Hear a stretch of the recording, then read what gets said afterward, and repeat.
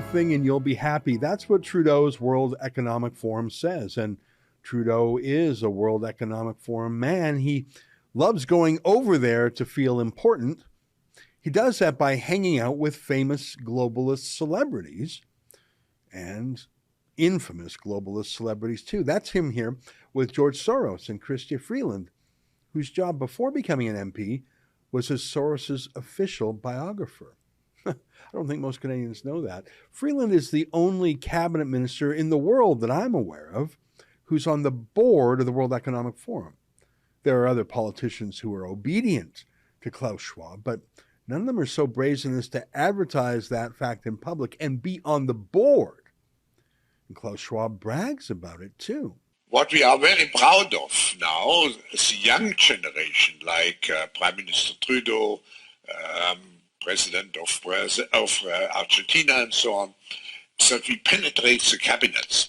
So yesterday I was at a reception for Prime Minister Trudeau, and I know that half of this cabinet, or even more half of this cabinet, are for our actually young global leaders of the world. Grateful. So are you surprised that the man Trudeau and Freeland trust to make decisions about inflation and interest rates is named Tiff Macklem? Who's he? Exactly. No one elected him. He's like Theresa Tam. You didn't vote for her and you can't vote her out. Same thing with Tiff Macklem. He's the head of the Bank of Canada. You can see his signature, including his ridiculous nickname, on your dollar bills. I guess they don't have dollar bills anymore, but on your other banknotes. What is the job of the Bank of Canada governor? Well, they can control interest rates by determining how much they charge the other banks in Canada to borrow money from the Bank of Canada. So the banks, Royal Bank, Scotiabank, then they in turn adjust everything from the interest they pay you on your savings account to the mortgage rates they charge you on your house. There really isn't a more important lever on the economy than the interest rate. Low interest rates let people borrow money easily to pay their bills, to start businesses, to buy homes, lease cars. High interest rates do the opposite, obviously. They crush everyone's dreams just a little bit by making all of those things harder to do. Harder to pay bills, harder to start a business, harder to run one, harder to pay a mortgage, harder to lease a car. The reason why Tiff would do that is because, well, he says the economy is too wild. There's too much inflation. The price of everything is too high. But that happened because of Tiff Macklem. Besides setting interest rates, the other thing the Bank of Canada governor can do is print money. He just can do it. And Tiff Macklem has done that more than any other Bank of Canada governor in history because Trudeau wanted him to. What I mean by that is Trudeau has spent about $900 billion over the past 2 years, and the pandemic was just his excuse. But to borrow that much money, Trudeau had to get it from somewhere. He borrowed some of it from actual investors, foreign lenders, but most of it just came from the Bank of Canada itself. They printed money and loaned it to the government. Now, that devalued your money that you worked for. That drove inflation. That enabled Trudeau's worst behavior. And that's why we're in the mess we're in. Tiff Macklem let it happen. He's hiking interest rates now on you, telling you to spend less, own less, live less, because he wouldn't tell Trudeau to spend less and borrow less when Trudeau was on his $900 billion spending spree. Trudeau famously said he never thinks about monetary policy like interest rates. I mean, there may be some truth to it. Monetary policy is boring and involves math and reading and economics and history, and Trudeau prefers photo ops and calling people racist. When I think about the biggest, most important economic policy this government, if re-elected, would move forward, you'll forgive me if I don't think about monetary policy. You'll understand that I think about families. When we first got elected in 2015, the very first thing we did was raise taxes on the wealthiest 1% so we could lower them for the middle class.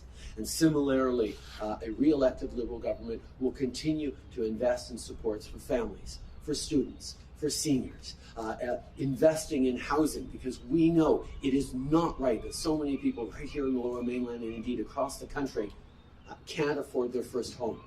We know these are the policies that make a difference in the growth of our country and the jobs people get and the opportunities people have to grow and prosper. That is what we will stay focused on.